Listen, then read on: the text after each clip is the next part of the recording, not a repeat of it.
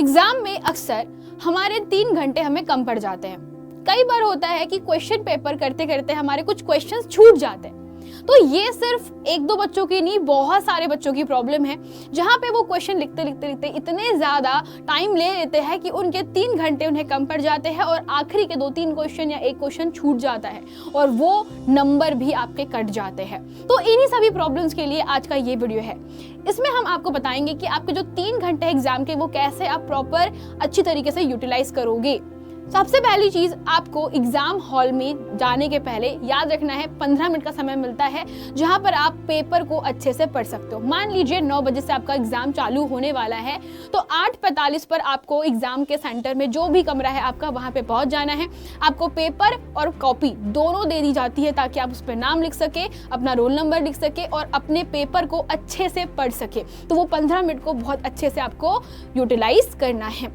Question paper पढ़ने के बाद आपको आइडिया लग जाता है कि आपको कौन सा क्वेश्चन बनेगा और कौन सा क्वेश्चन नहीं बनेगा। तो रूल नंबर 2, आपको आपके पेपर को अच्छे से समझना है। पेपर आपका जनरली बटा होता है बहुविकल्पीय प्रश्नों में, अति लघुत्तरीय प्रश्नों में, लघुत्तरीय प्रश्नों में और दीर्घोत्तरीय प्रश्नों में। बहुविकल्पीय प्रश्नों में जनरली ज्यादा चांसेस होते हैं कि आपको ज्यादा क्वेश्चन के आंसर आते हो, तो वहां पर आप अपने पूरे नंबर को जल्दी जल्दी कवर अप कर सकते हो। प्रश्न के नंबर और उत्तर के साथ में आप सभी प्रश्नों के उत्तर सामने लिखेंगे। कोई भी प्रश्न का उत्तर आपको छोड़ना नहीं है। एग्जाम्पल के लिए मान लीजिए कोई प्रश्न है और उसका आपको आंसर लिखना है, प्रश्न क्रमांक 11 का का उत्तर। तो इस तरीके से आपको प्रॉपर लिखना पड़ेगा। दूसरी चीज, अब आप लोगों के सामने होता क्या है कि कुछ क्वेश्चंस जो होते हैं थोड़े से टफ होते हैं, बड़े होते हैं, नहीं समझ में आते, तो उन क्वेश्चन को बिल्कुल भी अभी हाथ मत लगाना जो आपको बिल्कुल भी नहीं आता। तो जब आप सबसे अच्छे, आसान, प्यारे प्यारे क्वेश्चन आप पहले कर लो। जो क्वेश्चन बच जाते हैं जिसमें आपको प्रॉब्लम है, डाउट है, लंबे क्वेश्चन है, न्यूमेरिकल्स है, कोई समीकरण समझ में नहीं आ रहा, कोई अभिक्रिया नहीं बन पा रही है, तो वो क्वेश्चन को आपको थोड़ा सा लेट करना है। इससे क्या फायदा होता है कि जो क्वेश्चन आपको आते हैं उसमें तो नंबर कहीं कटेंगे ही नहीं, जल्दी जल्दी आप लोग लिख सकते हो। और आपको अपनी राइटिंग को बहुत बहुत बहुत अच्छे से लिखना है। इसका मतलब ये नहीं कि सजा के लिखो, इसका मतलब ये है कि जो भी लिखना वो साफ साफ लिखना, ताकि पेपर जो चेक करने वाले टीचर होते हैं वो आपकी राइटिंग समझ करके अच्छे से आपको नंबर दे सके। फिर बात कर रहे थे हम लोग जो क्वेश्चन नहीं आते उनका क्या करें। तो जो क्वेश्चन नहीं आते उसका आप पार्ट बना लीजिए, यानी कि ऐसा तो कभी नहीं होता कि कोई क्वेश्चन पूरा पूरा आपको नहीं आता हो। कई बार क्वेश्चन में बहुत सारे पार्ट आ जाते हैं, 1 या 2 पार्ट में होता है। जनरली लघुत्तरीय प्रश्नों में और दीर्घोत्तरीय प्रश्नों में ऐसा होता है। तो आपको वे सभी पार्ट को कवर अप करना है जो कि आपसे पहले बन जाते हैं, और अगर आपको नहीं बनता है तो आप थोड़ा सा टाइम लीजिए, सोचिए एंड फिर आप लोग लिख लीजिए। अब इस प्रोसेस के अंदर आपका जो समय है वो काफी ज्यादा बच जाता है।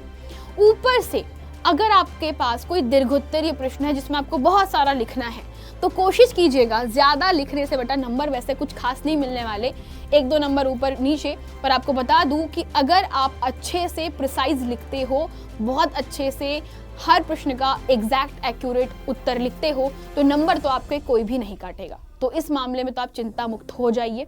अब बारी आती है कि मैम कई बार हमें क्वेश्चन तो सारे आते हैं लेकिन फिर भी हमारे प्रश्न छूट जाते हैं क्योंकि हमारे क्वेश्चंस समय पर खत्म नहीं होते। इसका सॉल्यूशन एक ही है।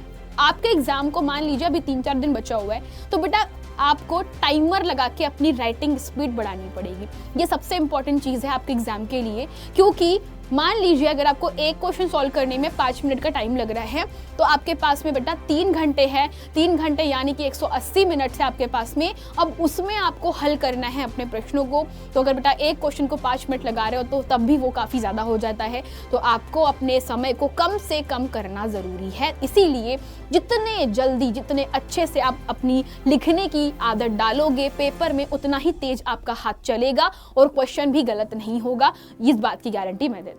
आई होप कि आपको ये सभी बातें बहुत अच्छे से समझ में आई होगी। एंड गाइज, इसको फॉलो करके देखिए, आपके पास में समय भी बचेगा, पेपर में सारे नंबर भी अच्छे से आएंगे एंड आपका कोई क्वेश्चन भी नहीं छूटने वाला। और ये 100% प्रूव्ड है क्योंकि आपको सुभद्रा मैम के भी 90+ आ चुके गाइज। सो इसलिए मैं आपको ये सारी चीजें बता रही हूँ। Thank you so much, bye bye.